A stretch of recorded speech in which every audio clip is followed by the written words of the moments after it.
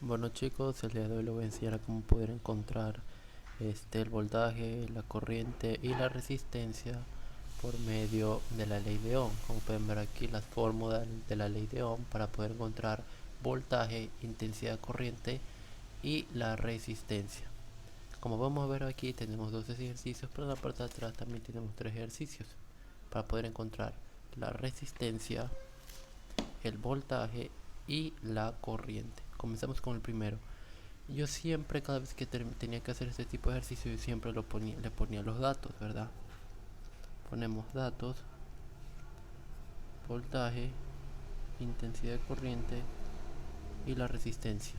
Voltaje no tenemos, así que es nuestra incógnita, ¿verdad? Que hay que encontrar la intensidad de corriente, que es 3.4 amperios, y la resistencia, que es 5 ohmios.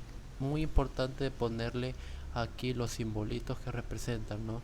Amperios, eso es el valor eso es la corriente, ¿verdad? Porque en el sistema internacional de unidades ustedes van a poder ver que se le llaman la intensidad corriente como amperios, y en la resistencia se lo llaman ohmios. Por eso es que viene la ley de Ohm. ¿Okay? Este es el simbolito este es el símbolo que representa la resistencia. Entonces, bien, de estas tres fórmulas, ¿cuál podemos escoger? La primera, ¿verdad? Porque tenemos valor de intensidad de corriente, que es 3.4, y la resistencia, que es 5. Entonces ponemos la fórmula aquí y bajamos y reemplazamos nomás 3.4 por 5. Eso es igual, usamos la calculadora, 3.4 por 5, que eso es 17 voltios. Y ahí tenemos nuestro incógnita que encontrar, que necesitamos encontrar, que es 17 voltios. Ese sería el primer ejercicio. Continuamos con el segundo, que dice: ¿cuál es la corriente que fluye por un resistor de 10 ohmios si el voltaje que pasa sobre él es de 9 voltios? Entonces, para poder encontrar corriente utilizamos esta segunda fórmula. Primeramente ponemos los datos, ponemos voltaje, intensidad de corriente, resistencia. Voltaje tenemos 9 voltios, intensidad de corriente es la que queremos encontrar, y tenemos resistencia 10 ohmios. Entonces, ¿cuál podemos usar? La segunda fórmula para encontrar intensidad de corriente, ¿verdad? Ponemos la I de intensidad de corriente, voltaje sobre la resistencia, ¿verdad? Entonces ponemos intensidad de corriente es igual a 9 voltios dividido a 10 ohmios. ¿Ok? Ponemos 9 dividido a 10, que eso es 0.9. O también, si este tipo de calculador también se lo pueden hacer así, se aplasta aquí, ponemos 9 de 10 y sale lo mismo. En total es intensidad de corriente, vamos a ponerlo aquí,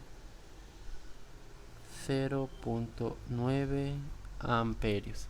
Esa es la intensidad de corriente que fluye por el resistor de 10 ohmios, ¿ok? Y la fuente de voltaje es de 9. Como aquí no sabíamos la fuente de voltaje, en un circuito eléctrico también pueden haber ejercicios de ley de Ohm donde les den el circuito eléctrico y ahí tienen que sacar el valor de voltaje si es que no tienen. Igualmente así con la corriente. Vamos con la resistencia.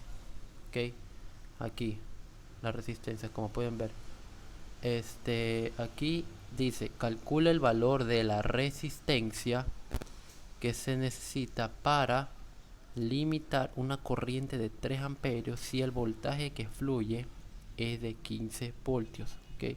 Entonces, para poder encontrar resistencia utilizamos la tercera fórmula. Ponemos primeramente datos,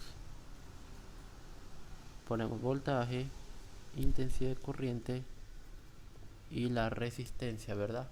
Un momentito, ahí, perfecto.